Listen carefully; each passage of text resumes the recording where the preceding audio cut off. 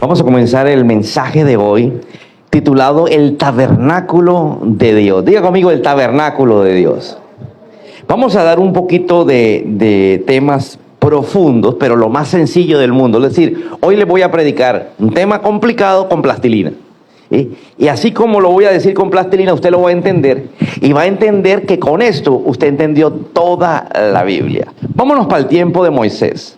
En el tiempo de Moisés pasaba algo que nos lo puede mostrar la Biblia de una manera muy didáctica, ¿sí? Y vamos a empezar a comprender cuál era el propósito de Dios con la humanidad. Resulta que Dios le habla a Moisés, tiene una conversación con Moisés, o muchas conversaciones con Moisés, pero dentro de una en especial que le manda a construir un tabernáculo de reunión. ¿Un tabernáculo de qué? Diga conmigo, de reunión. Para reunirse la gente, ¿con quién? Con Dios. El tabernáculo de reunión simplemente era una iglesia, un templo movible. Un templo que se podía desarmar y armar a medida que iban avanzando en la caminata por el desierto. Era un templo que en lugar de tener paredes tenía cortinas finísimas. En lugar de tener columnas con hierro, eran columnas que tenían madera y la madera recubierta de plata, de bronce, ¿sí? Y se podía quitar y llevar. Era algo movible, ¿sí? Hecho con oro, ¿sí? Hecho con madera fina, que era la madera de acacia, hecho con piedras preciosas. Entonces vemos que Dios tenía la intención de reunirse con el pueblo. ¿Cuántos quisieran reunirse con Dios? ¿Cuántos quisieran reunirse con Dios? Entonces, Dios le habla a Moisés y Moisés hace todo lo que Dios le dijo. Dios le dio medidas, Dios le dio todo lo que tenía que hacer. Y resulta que, ¿cómo estaba hecho? Antes de empezar a mostrar imágenes, un video, yo quiero explicarle a grosso modo qué era eso del tabernáculo de reunión. Imagínese este templo, pero en lugar de paredes negras, cortinas gruesas de la mejor calidad. Diga conmigo, cortinas gruesas.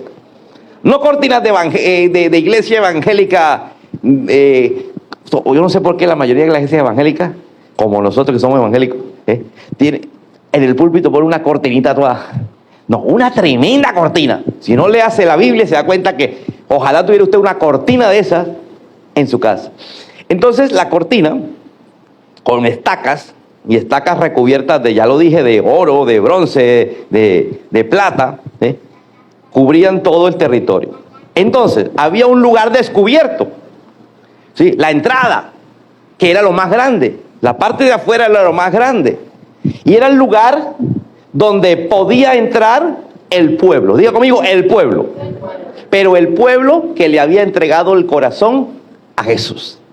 Mira eso. Ahí no podía entrar todo el mundo, porque había una puerta.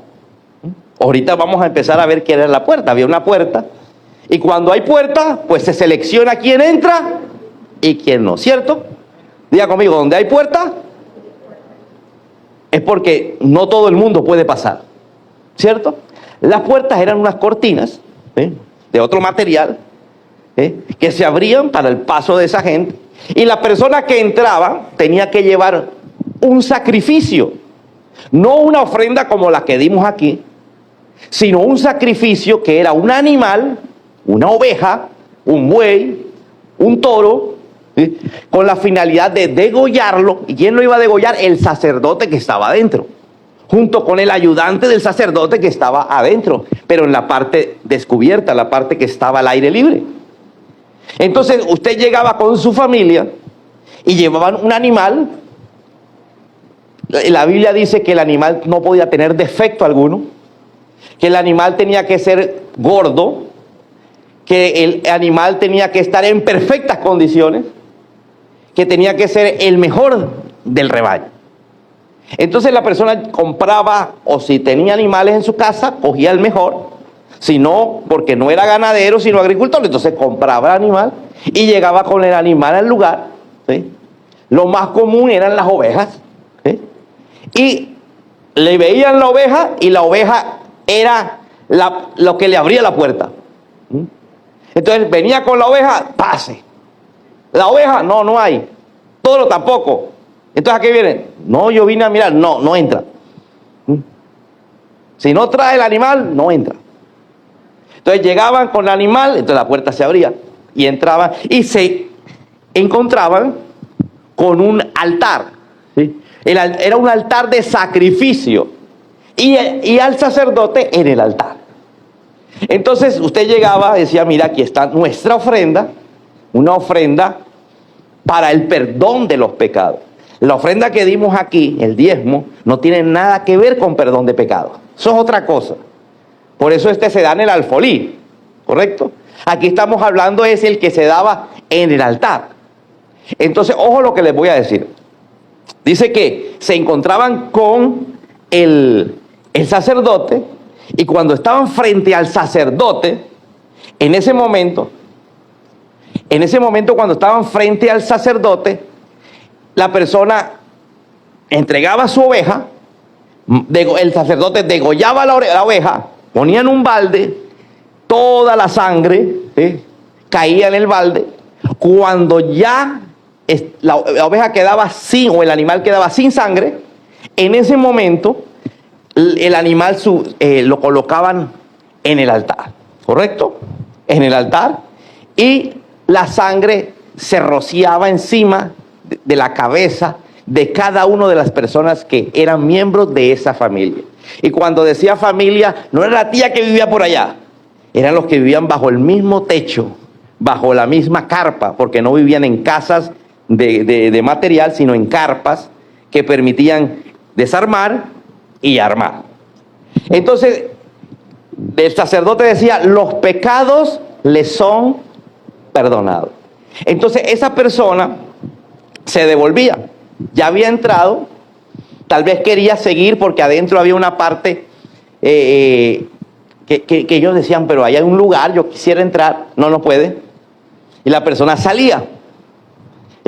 A la semana, a los 2, 3 días, qué sé yo, volvía. ¿Cómo así, pastor, que no sabía usted? Es que los pecados son personales. ¿Aló? Entonces ya decía ya tengo mucho pecado. Otra vez con el animalito. Volvía. Se abría la puerta porque tenía el animal. Estaba el sacerdote. Él recibía el animal y lo mismo que les conté ahorita. Media vuelta y para afuera. Todas las carpas, las casas movibles que habían, estaban alrededor del tabernáculo. Mira lo que quiere Dios. Dios quiere un lugar que sea el centro. Diga conmigo, el centro. Que todo lo que gira tu vida, familiar, económica, emocional, esté alrededor del tabernáculo de reunión. Entonces, resulta que el sacerdote, diga conmigo, el sacerdote podía entrar al lugar que seguía. El lugar que seguía se llamaba lugar santo. ¿Lugar qué? Bueno, él podía entrar hasta ahí y devolverse. Pero solo había un personaje que podía entrar hasta el último. Se llamaba lugar santísimo. ¿Cómo se llamaba? ¿Lugar qué? Ese era el sumo sacerdote. Solamente había un sumo sacerdote. Y el sumo sacerdote era nombrado por Dios. Y esa persona era el único que podía entrar, pasar por el lugar santo y seguir hacia el lugar santísimo. Diga conmigo, hasta el lugar santísimo. Bueno, yo quiero mostrarles un video de unos 2 minutos para que usted vea las imágenes de todo lo que construyó Moisés.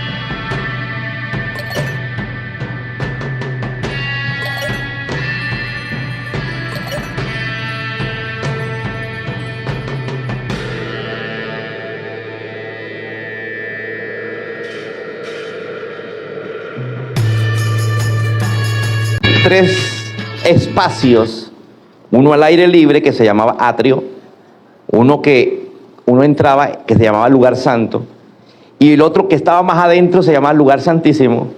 Eso conforma el tabernáculo. Pero yo quiero irme a Éxodo capítulo 25, versículo 8, y todo esto te lo voy a traer a tiempo presente, porque no estamos en el Antiguo Testamento, no estamos en el Antiguo Pacto, estamos en el Nuevo Pacto. Todo lo que usted vio te lo voy a traer al tiempo presente. Lo primero que quiero que vayamos en este viaje, ¿sí?, es a Éxodo capítulo 25, versículo del 8 al 9, y dice así. Dios le habla a Moisés y le dice: haz que los israelitas me construyan un santuario. Alguien diga santuario. ¿Cómo le puede decir uno al tabernáculo? Tabernáculo de reunión, santuario, ¿sí? Dice: construyame un santuario para que yo habite en medio de ellos. ¿Quién está hablando? ¿Quién está hablando? ¿A cuánto le gustaría que Dios habitara en medio suyo? Dice: construyame un lugar, santuario, tabernáculo, donde yo pueda habitar en medio de ellos. Por eso usted veía que las casas estaban alrededor, casas que no eran fijas, sino cuando se movían, pues, desarmen, empaquen y avancemos.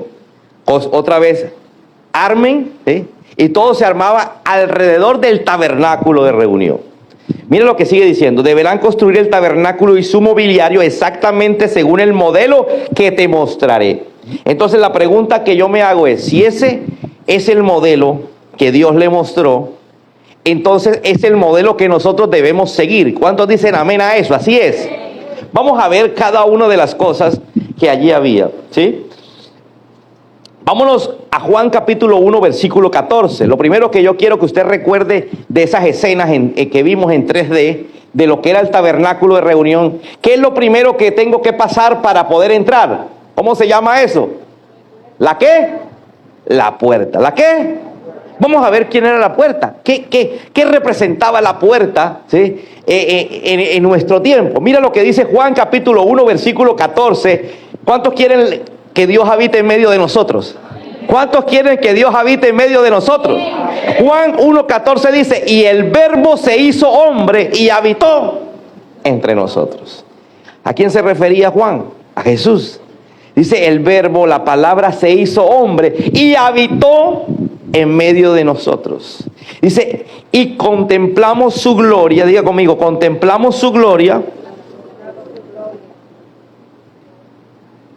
La gloria que corresponde al Hijo único del Padre, lleno de gracia y de verdad. Alguien que diga conmigo: Jesús vino a habitar entre nosotros. ¿Qué había dicho Dios en el tiempo de Moisés? Vamos a construir un lugar para que yo venga y habite en medio de ustedes. Bueno, continuemos. Vamos a ver Juan capítulo 10, Evangelio de Juan capítulo 10, versículos del 9 al 11. Jesús dice: yo soy la ¿qué? ¿Yo soy la qué? Los que entran a través de mí serán. ¿Cuántos quieren ser salvos? Usted tiene que entrar al tabernáculo de reunión, pero para entrar tiene que entrar a través de Jesús. Dile que está a tu lado: no es a través del Espíritu Santo, no es a través de Papito Dios, es a través de Dios, perdón, de Jesús, porque Jesús es la puerta.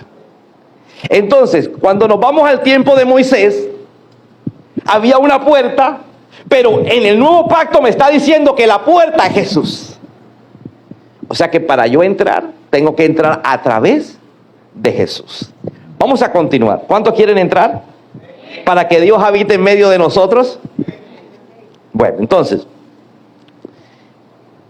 cuando la persona entraba, ¿qué era lo primero que usted vio ahí? Un altar, que fue donde le dije a usted que colocaban el animal para degollarlo, para sacar la sangre, ¿sí?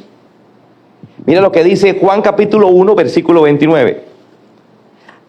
Al día siguiente, Juan Juan el Bautista, vio que Jesús se le acercaba y dijo: miren, el Cordero de Dios que quita el pecado del mundo. Juan el Bautista dijo de Jesús que era el Cordero de Dios. Entonces la pregunta es, yo entro a través de Jesús y tengo que presentar un sacrificio. Porque lo primero que hago cuando entro en Jesús, abro la puerta de Jesús, lo primero que me encuentro es que tengo que presentar un sacrificio de sangre. ¿Hay que diga? Un sacrificio de sangre. Entonces Jesús me dice, yo soy el Cordero. El Cordero de Dios que quita el pecado del mundo. Entonces ya no tengo que llevar la oveja. O usted viene aquí con oveja. Mire, con tanto pecado que hay. ¿Aló? Vaya, va la hermana con la oveja. ¿Para dónde voy? Para la iglesia. No, usted viene ya con el Cordero. El Cordero es Jesús. Por eso Él fue a la cruz como un corderito. ¿Aló? Como un corderito murió en esa cruz. Y la sangre fue soltada sobre nosotros para el perdón de los pecados. ¿Cuántos quieren eso? Amén. Pero usted ahí afuera en el atrio no solamente vio el altar, sino vio un lugar donde había agua. Se llamaba en nuestro término lavamanos, batea. Allá se llamaba lavacro. Era un lugar donde había agua. ¿Para qué? Para que el sacerdote, una vez terminaba de hacer el sacrificio, quedaba untado. Usted se daba media vuelta y se iba a lavarse las manos o la cara, todo lo que quedó. Porque cuando usted empieza a soltar sangre así, queda manchado. Entonces, vamos a ver qué simboliza eso. Apocalipsis capítulo 1, 5 y 6. Mira lo que dice. También de parte de Jesucristo, el testigo fiel, el primogénito por favor, silencio de atrás. El primogénito de la resurrección, el soberano de los reyes de la tierra, al que nos ama y que por su sangre nos ha librado de nuestros pecados. Diga conmigo, Jesús me libró de mis pecados. Al que ha hecho de nosotros un reino, sacerdotes al servicio de Dios, su Padre. Diga conmigo, ahora yo soy el sacerdote. Porque cuando soltaron la sangre sobre mí, entonces me convertí en sacerdote. Levánteme la mano aquí las sacerdotisas y los sacerdotes. Todo aquel que fue lavado por la sangre de Cristo, dice ahí la palabra, dice que me hace sacerdote para el servicio de Dios. Dice, a Él sea la gloria y el poder por los siglos de los siglos. Amén. Entonces, ¿dónde está la comunidad de los sacerdotes? Amén. Entonces, usted tiene que pasar a lavarse las manos. Vamos a ver qué significa. Juan capítulo 15, versículo del 1 al 3. Yo soy la vid verdadera, dijo Jesús. ¿Qué es eso de la vid verdadera? Una vid es un palo de uvas. Pero Él dice, hay una vid verdadera y mi Padre es el labrador.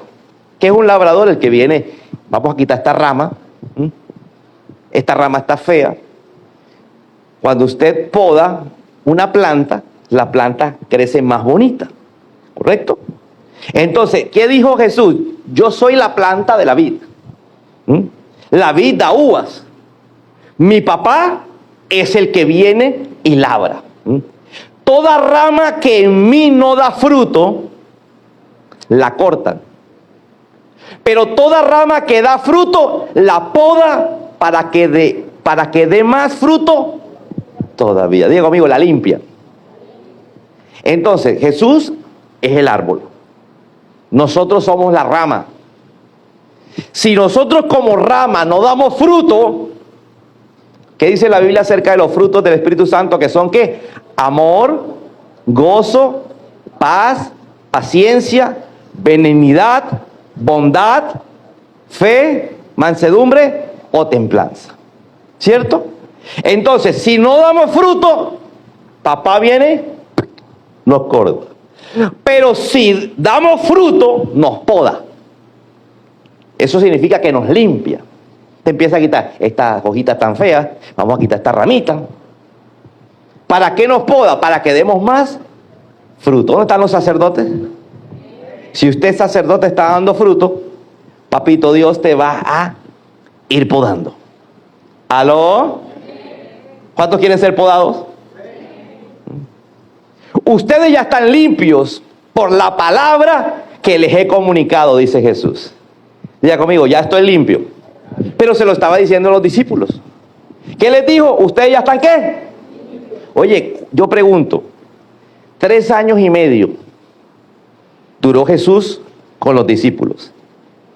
Todos los días, con diferentes grupos de personas se encontraba Jesús.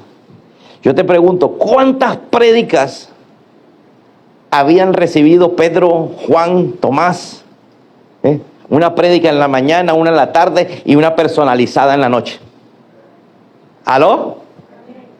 Entonces dice, ya ustedes están limpios. ¿Para qué era el lavacro? ¿Para qué era el agua? Sí, porque después de la sangre había que limpiarme. Entonces ya ustedes están limpios, ¿por qué? Por la palabra. Entonces nosotros llegamos por Jesús. Él es el sacrificio. Entonces, como nosotros recibimos ese sacrificio, nuestros pecados nos son perdonados.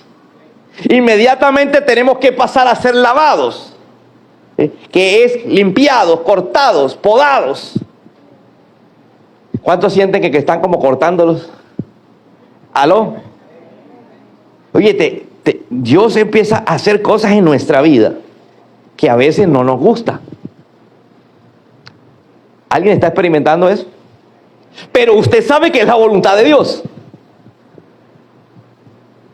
¿Aló? Usted dice, pero otra vez. Y usted después siente que Dios te está diciendo, te estoy limpiando, te estoy podando. Cuando viene a la iglesia, usted recibe palabra. Los discípulos recibieron quién sabe cuántas prédicas en 3 años y medio.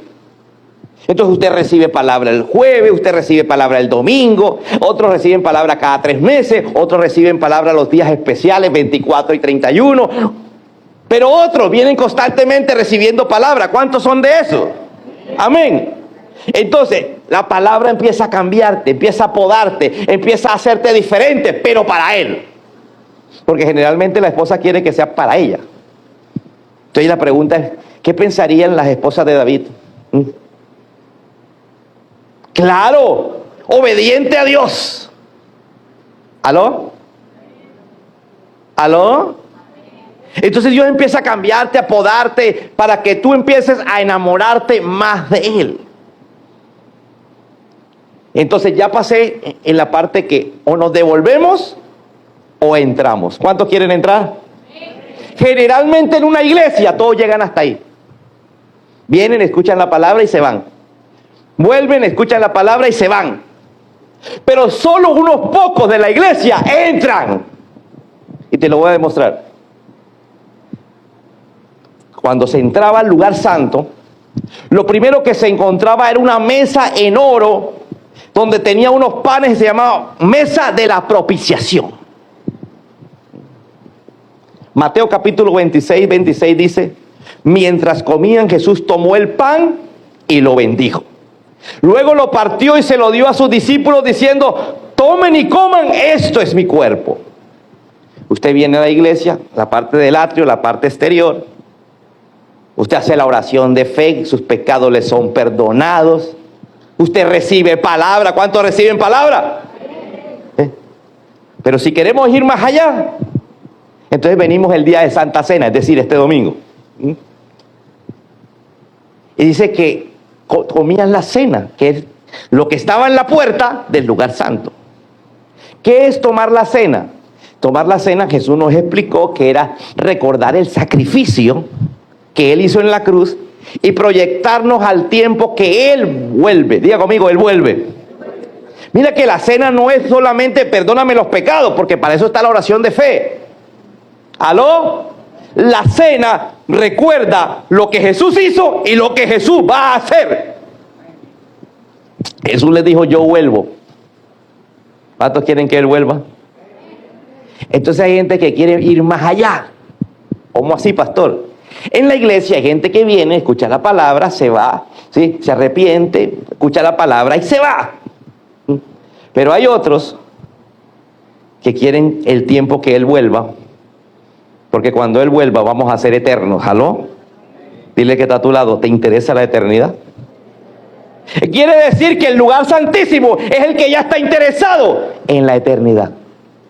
En cambio, los demás solamente van, reciben palabra. Ay, la palabra es financiera, me sirve porque estoy llevado. El otro dice, ay, fue de sanidad, yo que estoy enfermo voy a ser sano.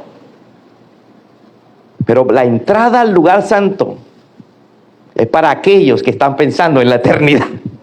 Cuando Él vuelva. ¿Aló? Entonces te estoy preguntando, y no me contestes, ¿será que eres de los que vienes, te podan a través de la palabra, te vas y vuelves? ¿O de los que ya están entrando al lugar santo porque están esperando, ¿sí? Se arrepienten, vienen y ¿cómo se llama? Reciben palabra, pero su mirada está puesta en la eternidad. Amén. Después de la mesa de propiciación de los panes, veían inmediatamente un candelero, un candelabro, con 7 llamas encendidas, 7 velas encendidas. Diga conmigo, un candelabro. Juan capítulo 8, versículo 12 dice, una vez más Jesús se dirigió a la gente y dijo, yo soy la luz del mundo. Vamos a dejarlo hasta ahí, ahorita me devuelvo y te explico eso. Y miraban al lado y dice que había un altar de incienso. ¿Un altar de qué? Entonces se quemaba incienso. Alguien dirá, pastor, entonces yo voy a salir a quemar incienso. Ojalá salgas a quemar incienso. Mira lo que dice Apocalipsis capítulo 5 y 8. Cuando lo tomó los 4 seres vivientes, estamos hablando de algo que está pasando en el cielo. Eso no ha pasado, va a pasar en el cielo. 4 seres vivientes y 24 ancianos se postraron delante de ¿quién? Del Cordero. ¿Correcto? Cada uno tenía una arpa y una copa de oro llena ¿de qué? Que son las oraciones del pueblo de Dios. Diga conmigo, mi oración está en una copa de oro en el cielo. Amén. Entonces te voy a explicar qué es el lugar santo. El lugar santo es lo que primero ya tienen la mirada puesta en la eternidad. Entonces se da cuenta que ahí está Jesús. Pero no hay más nadie. Porque en el atrio están todos. En el atrio están las ovejas de todos los que van a sacrificar ovejas. En el atrio está el aire libre. Los que están afuera alcanzan a ver a los que están en el atrio. Pero en el lugar santo solo está Jesús y yo. ¿Aló? Solo Él y tú. Y Él guardando mis oraciones en una copa de oro. ¿Aló? Yo no sé dónde te encuentras tú, si en el atrio. Algunos dirán, no, pastor, yo estoy hasta afuera, ni siquiera he entrado. Pero hoy vas a entrar. Otro mira, pastor, yo estoy en el atrio, ¿sí? Ahí donde está todo. Venimos y escuchamos la palabra. Pero yo sé que vas a querer entrar al lugar santo. Donde tu mirada está puesta en la eternidad. En donde tienes a Jesús y ya no. Escúchame, ya no el Jesús que perdona pecados, sino Jesús tu amigo, con el que conversas. ¿Qué es una oración? Una conversación con Dios. Entonces hay gente que piensa, que dice, ay, ahí están todos los Padres Nuestros y las Ave María que he hecho en la vida. Deben haber como 500 Padres Nuestros. Será aquí como 5 millones de Padres Nuestros. Diga conmigo, no hay ni Padres Nuestros. Pastor, pero esa oración está en la Biblia, pero eso no es una oración, es un modelo para orar. La oración es una conversación. Entonces en esa copa, ¿qué hay? Las conversaciones que he tenido con Jesús. Entonces en la iglesia hay mucha gente que viene y recibe palabra, es limpiado y se va. Pero hay una partecita que deciden entrar al lugar santo porque ellos sí tienen la mirada puesta en la eternidad y ya tienen una amistad con Jesús en donde hablan con Él. ¿Cuántos dicen amén a eso? Pero hay unos que se quedan ahí. Jesús. La mayoría de congregaciones, el 80% de la gente se queda en la primera parte. El 20% en el lugar santo. Pero diga conmigo, hay un lugar más adentro. ¿Cómo se llamaba el lugar más adentro? Lugar santísimo. ¿Qué había en el lugar santísimo? El arca del pacto. Ojo a esto. ¿El arca de qué? ¿Qué era el arca del pacto? Era la presencia misma de Dios, Espíritu Santo, la presencia de Rúa. La presencia de Rúa venía y descendía sobre ese lugar. Por eso a ese lugar solamente podían entrar los sumos sacerdotes. Diga conmigo, los sumos sacerdotes. Porque tú entraste al lugar santo porque eras, ¿qué? Sacerdote. ¿Por qué eres sacerdote? Porque fuiste lavado con la sangre de Cristo. ¿Dónde está la gente que fue lavada con la sangre de Cristo? Pero el libro de Hebreos dice que en este nuevo pacto el sumo sacerdote es ¿quién? Jesús. ¿Aló? Diga conmigo, el sumo sacerdote es. Entonces aquellas personas que ya tienen una relación personal con Jesús, ¿cuántos tienen una relación con Jesús? Con su yugo, entran juntos al lugar santísimo. Mira esto. Hay conversaciones, hay amistad. Dios le revela cosas. Dios te hace entender los tiempos. Dios te hace entender las cosas que tienes que hacer. Entonces deciden ir más allá, pero ahora juntos. Aprendes a caminar con Jesús. Miremos los discípulos. Los discípulos se bautizaron con Juan el Bautista, se arrepintieron, primer parte, atrio. Recibían la palabra que les predicaba Juan, que fue el predicador antes de Jesús. Pero después vinieron y Jesús empieza a predicar y ellos empiezan a seguir y se vuelve una amistad personal con Jesús. Entonces los discípulos se encontraban en el lugar santo. Pero un día muere Jesús. Resucita Jesús y Jesús les dice, mire, viene la promesa del Espíritu. Viene el arca del pacto. Viene la presencia misma de Dios que solamente se le ha soltado a aquellos sumos sacerdotes. Y todos dirían, pero no somos sumos sacerdotes. Pero si estás agarrado y eres amigo del sumo sacerdote que es Jesús, podrás entrar al lugar de su presencia misma. ¿Aló? Y pasas de una conversación, porque dice que es el altar de incienso, que son las oraciones, la conversación, a un lugar donde la presencia misma está. Te lo demuestro. Dice la Biblia que el arca del pacto un día, estamos hablando muchos años más adelante, fue llevada por los enemigos de Israel. Y dice que murieron más de 50,000 personas y empiezan a morir. ¿Por qué? Porque ellos no estaban caminando en la presencia. Porque la presencia de Dios te bendice o te maldice. Entonces dice que murieron cuando dice, no devuelvan esa cosa a él, pues eso es del pueblo de Israel. Y se lo llevaron a una ciudad de Israel y llega allí. Y hay un hombre que empieza a ser bendecido a causa de eso.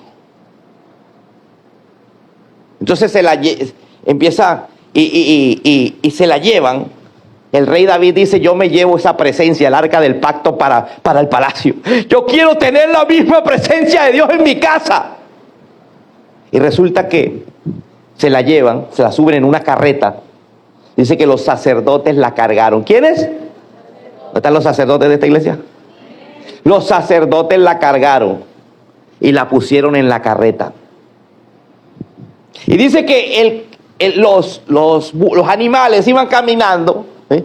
Y las calles eran así como aquí, con huecos. Dice que metieron el pie en un hueco y se desestabilizó la carreta.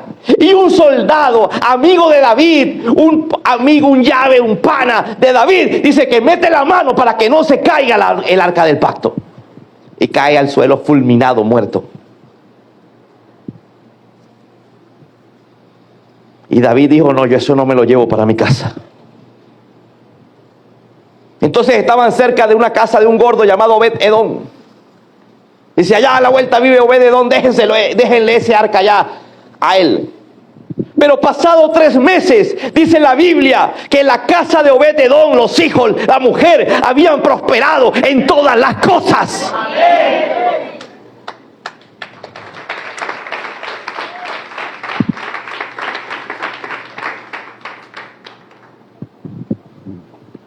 Y David dice, me la llevo para mi casa. Me la llevo para el palacio. ¿Cuántos quieren llevárselo para su casa? La presencia de Dios, el lugar santísimo, no es para todo el mundo. ¿Aló?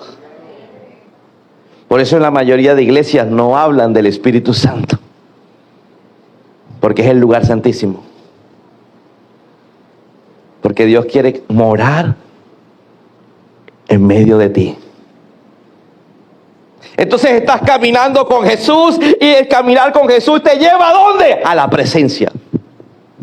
Y entras con Jesús porque solo el sumo sacerdote puede entrar allá. ¿Y dónde está Jesús? Diga conmigo, en mi corazón. Y cuando entro, la presencia de Dios viene sobre. ¿Qué había dentro del arca? Cuando viene la presencia de Dios sobre, escúchame, la presencia te está asegurando que vas a ser obediente a la palabra. Habían los 10 mandamientos. Cuando viene la presencia de Dios te dice, ¿sabes? Puede venir la presencia de Dios esporádicamente sobre ti, pero si tú no tienes una relación con Jesús, te mata. ¿Sabía usted que para entrar al lugar santísimo, el sumo sacerdote de la época de Moisés tenía que entrar con una soga amarrada al tobillo y una campanita? Si la campanita dejaba de sonar, era porque estaba muerto el sumo sacerdote. Entonces jalaban, sacaban al muerto. Entonces tú entras con el sumo sacerdote que está en tu corazón. Y empiezas a tener una gloriosa experiencia. ¿Y qué más había? Diga conmigo, maná. ¿Qué representa el maná? Bendición sobrenatural. Empiezas a vivir en lo sobrenatural de Dios, ya no en lo natural. ¿Qué es lo natural? Te esfuerzas, trabajas y ganas dinero. Trabajas, te ganas un sueldo. Tratas bien a la mujer y ella te da besitos. ¿Aló? Tratas bien a los hijos y los hijos te dan cariño. Eso es lo natural. ¿Qué es lo sobrenatural? ¿Aló? ¿Cuántos quieren lo sobrenatural? Yo quiero lo sobrenatural. Por eso había maná. Porque cuando uno entra al lugar santísimo empieza a vivir no solamente en la obediencia, sino en lo sobrenatural. Y lo tercero que había era una vara, un chamizo con hojas. Dice que floreció la vara de Aarón. Las varas que utilizaba la gente en la antigüedad eran palos secos. Diga conmigo, palos secos. Pero la Biblia dice que la vara de Aarón reverdeció. ¿Dónde está la gente que va a reverdecer este año? ¿Dónde está la gente que va a reverdecer? Eso no se hace en el lugar santo. Eso pasa en el lugar santísimo. Eso pasa bajo la presencia del Espíritu Santo. Pastor, pero ¿por qué cuando empieza el Espíritu Santo hay gente que se va de la iglesia? Porque los mata. Estoy hablando espiritualmente. Porque si viene el Espíritu Santo y no tienes una relación con Jesús. ¿Aló? Lo único que sabes de Jesús es lo que el pastor te ha contado. Una relación con Él.